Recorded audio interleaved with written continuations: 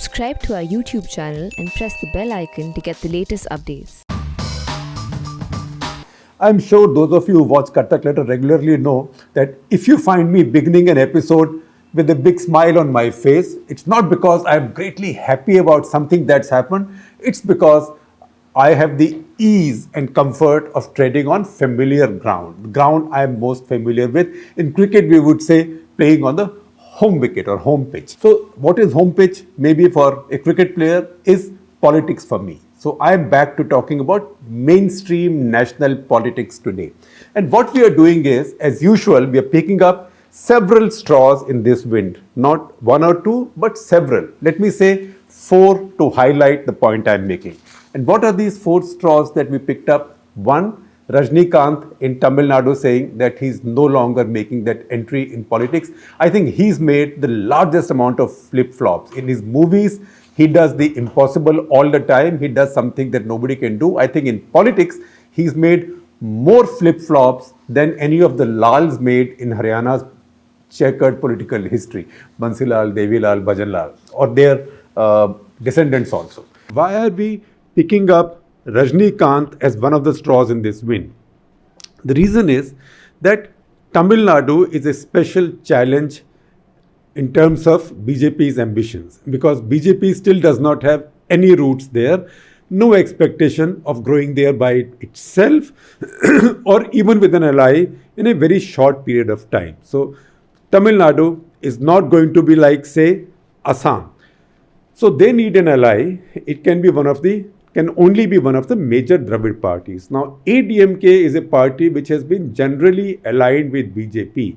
But because BJP thought that they now had a partner in Rajnikant, who also might be a big vote getter, so they were using that possibility of that alliance as leverage with the ADMK and putting pressure on ADMK, asking for a much better bargain for themselves in a coalition deal. That he's not joining politics.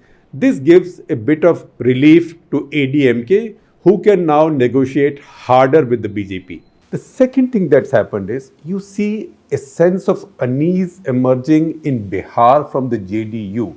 Now, the new JDU president, RP Singh, he has said a few things.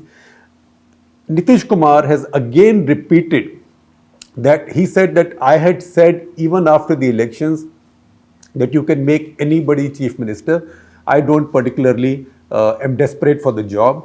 His party has questioned love jihad or so-called anti-love jihad laws and said that these are not right. This is against coalition dharma. The third thing that we see is a tiny party, RLP, in Rajasthan, headed by a man called Hanuman Beniwal. He doesn't count for that much in Rajasthan, but I'll tell you why he counts for some and why he was in the NDA earlier.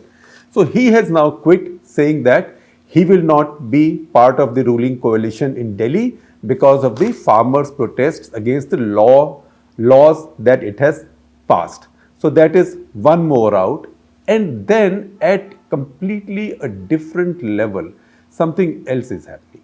And that is again chatter coming out of Maharashtra and then some other opposition parties also, but essentially coming in from Maharashtra. If you put your ear to the ground, you will hear these tremors from Maharashtra. And what are these tremors? These are basically a little bit of whispers. In fact, now it's a bit more than whispers that Rahul Gandhi is not good enough, that Congress party is not good enough, that Congress party has too many weaknesses. So Shiv Sena has been attacking Rahul Gandhi and the Congress party now quite consistently.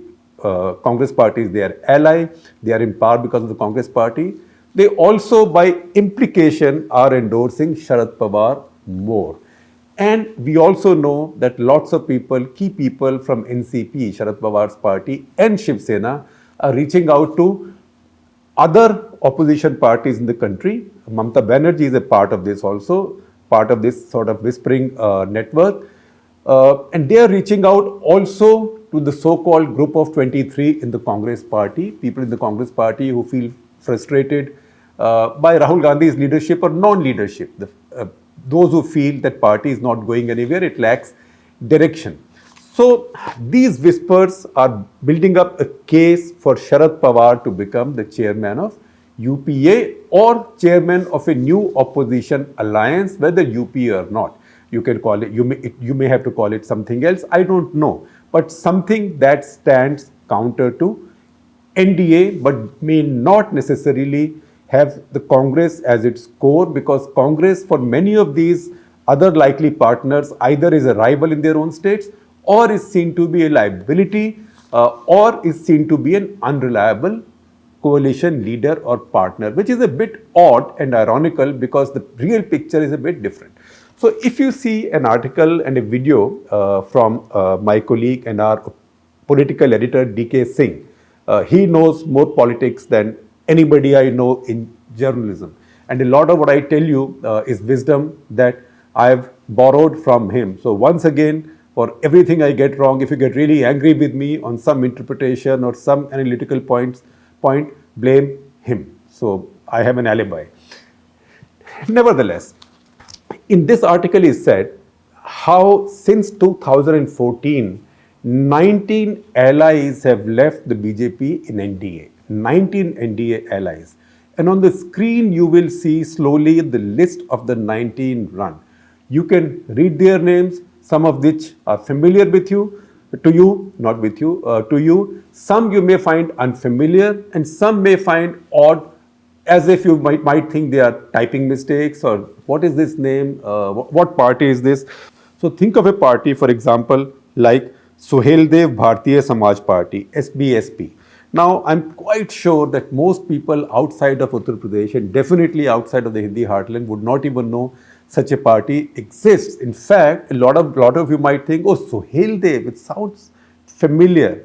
And it sounds familiar because that is the name of the book, or that is the character from history, from our 11th century history, that author Amish Tripathi has featured in one of his latest books. So Suheldev was this ruler in eastern UP, he says in this book, who apparently fought Ghazni's invading forces in the 11th century and defeated them. Now, there is a party also in his name that was also BJP's ally. So 19 of these parties, once again, see the list, and these parties are from all over the country. There is Revolutionary Socialist Party of Kerala, Bolshevik, partner of BJP. There is Maru Mararachi, Dravid Munnetra Kadgam, MDMK in Tamil Nadu. There is DMDK, Desiya Murpokku Dravida Kadgam. In Tamil Nadu, that's PMK, Pattari Makkal Kachi. Haryana Janhit Congress, which was set up by Bhajan Lal's son Kuldeep Bishnoi in Haryana. He joined NDA, then he left, then he joined Marxist party with the BJP. So all these parties are among the 19 who joined the BJP in NDA and have left. Now, why is it happening? So as DK explained, this is happening because BJP thinks it doesn't need them anymore, and BJP, and something I have written also in an earlier national interest, and I'll share the article with you, where we said that BJP now thinks that it has, given the fact that Modi is such a popular leader, it has the strength now to grow into everybody's turf. So basically, use a partner and then grow into the partner's turf. Now, when BJP builds these alliances, BJP has done it very scientifically. Now, Uttar Pradesh, the BJP knew that they had a challenge from caste politics, that there were Yadavs and Muslims committed on one side, there were Dalits, especially the Jatavs, and a bunch of Muslims with Mayawati, and as long as that happened, and as long as one of them got a bulk of the Muslim vote, it was tough for BJP to break free. So what BJP did was, it reached out to many other smaller sections of other backward castes, which may be small in the big picture of Uttar Pradesh, but which are very powerful in their own areas. So they can make a crucial difference in a few seats. They may not make such a big difference in the entire state, but they salami slice the state in terms of their politics and conquered the state by salami slicing its caste base. So how did that happen? So that's how this Suheldev party came in. Because Suheldev, the ruler, was from the Rajbhar caste. It's an other backward caste, OBC. Now Rajbhars, they are not that much if you take them as a percentage of Uttar Pradesh. But in Eastern UP, they are 17 to 18%. Eastern UP, very crucial, lots of seats. If you can have this chunk of 17-18% on your side, then it gives you a big amount of leverage there. The other big strong caste group in Eastern UP and some other parts of UP also, in fact, they are more spread out, is the Nishads. Nishads also a backward caste. Nishad, for simplicity, I can tell you, if you are if you have the knowledge of Mahabharata, and almost everybody has this much knowledge of Mahabharata, then Eklavya of Mahabharata, who gifted his right thumb to Dronacharya in Guru Dakshina, he was from the Nishad caste, the Nishad community. But if you read more of the modern stuff, then Phulan Devi was also from the Nishad community. So they are a very well spread out community. So once again, I will tell you what BJP did to get the Nishad vote with them. In fact, Sadhvi Niranjan Jyoti, who occasionally makes controversial statements, she's the one who made that statement in the earlier Delhi election about how Ramzadas will vote for the BJP and those who don't vote for BJP will be Ramzadas. She's a Nishad leader also. So BJP gets these people, gets them in, gets that vote base, and then moves into their territory. So see the examples of this. The Suhail Dev party, for example, joined the BJP. They continued to be in the NDA, continued to be in the NDA. The founder of the party, Om Prakash Rajbhar, was a minister in Yogi Adityanath's UP cabinet. On 19th of May 2019, when the last round of voting in the elections took place, Lok Sabha elections took place, Yogi Adityanath dropped him from his cabinet because use and discard. So he got discarded. He's now a rebel. He's left the NDA. He's trying to find another alliance with some other parties, including Shipal Yadav, that is Akhilesh Yadav's uncle, MIM, Owaisi's party, and some of the others, because he's no longer needed. Similarly, in Uttar Pradesh, you have Apna Dal. Apna Dal is a party of the Kurmis, very numerous around Varanasi and those districts. So very powerful because that vote tips the balance. So they became members of NDA. Then in the course of time, as they felt they were not getting their due because, use and throw. So NDA did not have that much use for them. Apna Dal split. So the mother went on one side and set up a rival party. The daughter's faction continues to be part of the NDA, but because her party has got weakened and her contribution has got weakened, and BJP has grown in that area because Modi's got re-elected twice from Varanasi now, they don't need her, so she's no longer a minister. Earlier, Anupriya Patel was a minister, now she's no longer a minister, and I think it might be a matter of time before she also goes the way her mother has gone. So this is a trend which has now picked up, and this is a trend to which national politics is now reacting. So the trends so the four straws in the wind that we mentioned to you are all being blown up in the political winds by this politics or this approach of the BJP. Now, a few key and interesting points emerge from this.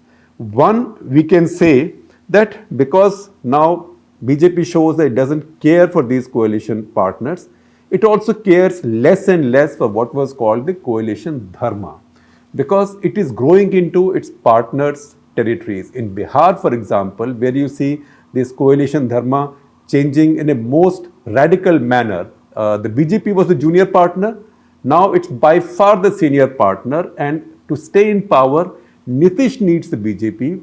BJP no longer needs Nitish to come to power because they've got power, they got the numbers. When they came in, they were outsiders in Bihar. Similarly, something like very similar happened in Maharashtra. BJP was a junior partner. They were piggyback riding on Shiv Sena. In the course of time, they moved into Shiv Sena's space. And Shiv Sena then realized that BJP was after the same voter base, which is the Hindutva voter base. So Uddhav Thackeray and his people have sometimes said in their more honest moments that their father, late Balasaheb Thackeray, actually made a mistake by switching from Maharashtrawad to Hinduvad. Because on Hinduvad, he can be challenged by someone like Modi, because who can be more Hinduvadi than Narendra Modi? But Narendra Modi can't be as Maharashtravadi as the Shiv Sena or as Balasaheb Thackeray or Balasaheb Thackeray's family. So you can see the larger reason.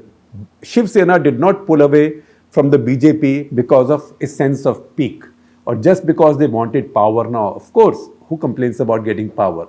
But they also pulled away because they realized that election after election, BJP's vote share was increasing, they was coming lesser. Now, the smaller line that had been drawn parallel to the big line called Shiv Sena, that line was now lengthening and it was becoming longer than the Shiv Sena. So they pulled away at that point.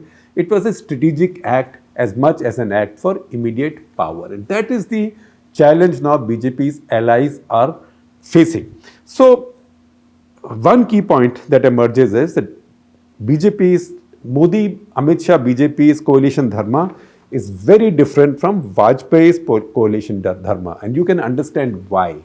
Because Vajpayee needed coalition partners to survive. Modi does not need them. Modi's coalition partners now need him and his party to survive. So it's politics. The equation is reversed. Don't make any value judgments about it. When you were needed, you were important. When we are needed, we are important. That's how this equation works. So Vajpayee was in fact so open-minded to coalition partners that he even had one coalition partner represented in his cabinet committee on security, George Fernandez as defense minister.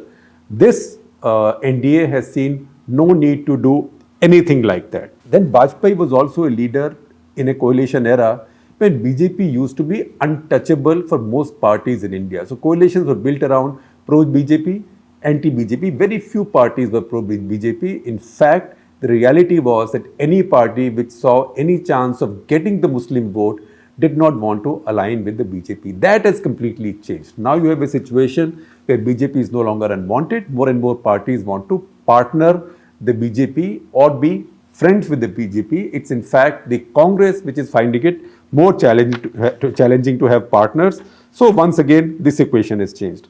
Number 3, Vajpayee and Advani's BJP had to align with regional parties to try and expand its base in the states. For example, they had no base then, say, in Andhra. Andhra then used to be combined in Andhra, West Bengal, Odisha, etc., Bihar.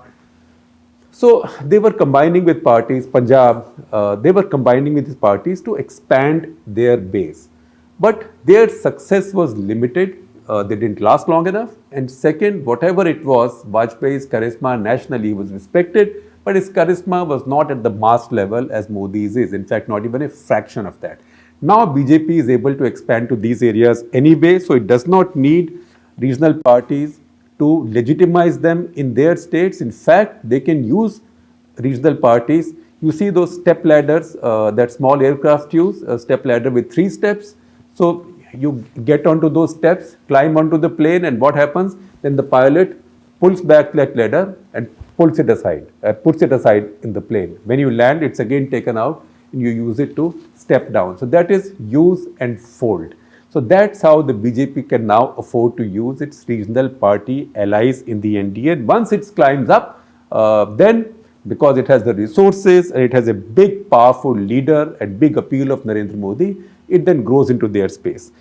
Then what this does is it creates challenges for survival for the allies.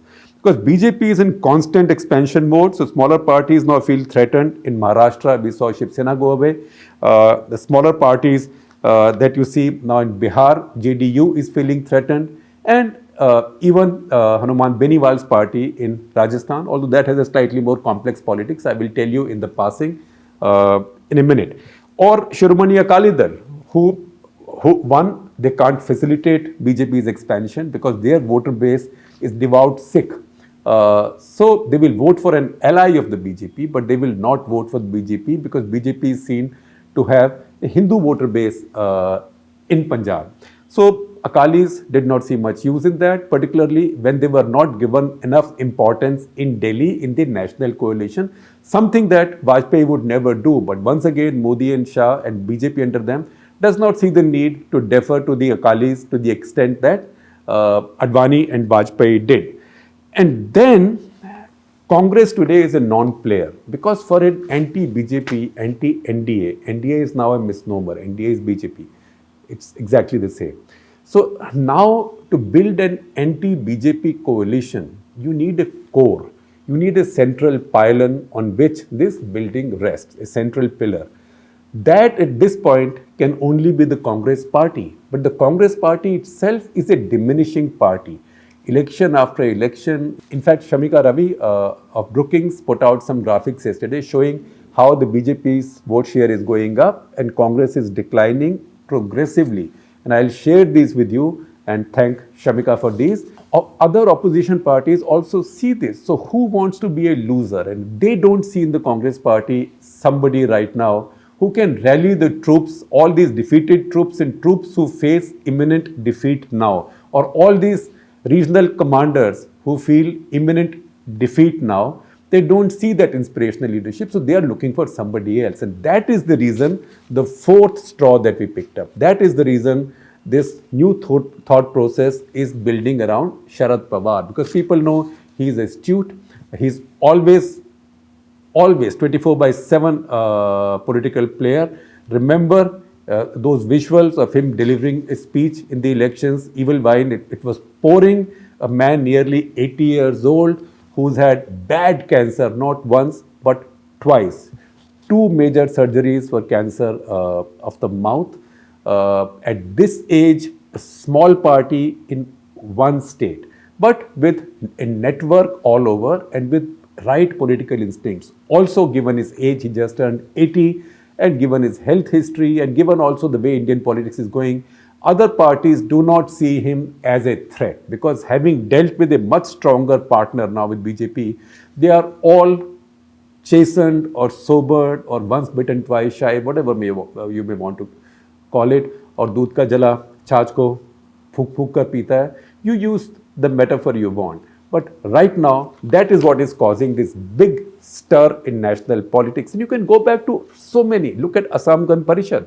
It joined the BJP. BJP was a complete outsider in Assam. It had no presence. Assam Gan Parishad was a dominant party. BJP moved in. In the course of time, AGP's top leaders, the best leaders, and the most prominent leaders shifted to the BJP, because BJP goes and vacuum cleans talent from other parties, including from its allies parties. So one of the things that JDU is not upset about is that in a place like Arunachal Pradesh, its stakes are so low. BJP already has a strength of 41 or 42, depending on how you count, in a house of 60. It doesn't need more people. But BJP has gone ahead and got 6 of JDU's MLAs in tiny Arunachal, where it already has 2/3 majority, to defect to it. Now that is like saying, can you, if you have somebody as your ally, and at the same time you feel free to kick the door of his house open and go and rob stuff from his house and say you put up with it because I am your ally, then it causes resentment. So that is what a lot of these parties are now feeling, and that's how the equation has changed. Now I know I told you I'll mention this Hanuman Beniwal story in the passing a little bit. Now his story is also about Jat politics in the north, and that deserves a separate full Kathak letter at some point of time. Now if you see the Jat vote in the north, that's where it matters. Then there are states UP, Rajasthan, Haryana and Punjab. All 4 have sizable Jat vote. Now Punjab is a bit different because Punjab's Jats are Jat 6. And the bulk of that vote goes to the Akali Dal. BJP does not really have a leader there, although they get somebody elected from Gurdaspur. Now they've got Dharmendra's son elected, who's a Jat Sikh. They had Vinod Khanna earlier. Now, Haryana's Jats are Hindus, UP's Jats, Western UP's Jats are Hindus, and Rajasthan's Jats are Hindus. What we don't realize is, when we think Jats, we think of Haryana, Western UP, because we know Chaudhry Charan Singh, Sir Chotu Ram, Bansilal, Devilal, etc. But we don't think Rajasthan for some reason. But we miss the point that Jats are among the largest caste groups in Rajasthan. In fact, there are more Jat voters in Rajasthan than Rajput voters. So for BJP to grow in the Hindi heartland, they wanted the Jat vote. And they did many things for it. That's how they got Dara Singh to be the chief of Jat Mahasabha. Then Dharmendra, they projected Dharmendra's wife, Hema Malini, as a Jat Bahu. And that's how she gets elected in Mathura, which is in the Jat heartland. So they got Hanuman Beniwal's tiny party with them in NDA in Rajasthan just because they wanted to consolidate the Jat vote in Rajasthan, because whoever gets a Jat vote in Rajasthan rules that state. So acquisition of this partner, Beniwal, was towards that quest. At this point, BJP does not need him in the state election. At this point, BJP knows it can sweep Lok Sabha election there just on Modi's charm. So he's not needed. And he's also realized that he's been used and he's now he's going to be discarded. So before he's discarded, why not walk off and get some brownie points in the process? So that is the Hanuman Beniwal story. But that story also tells you the larger story of how India's national politics has now transformed.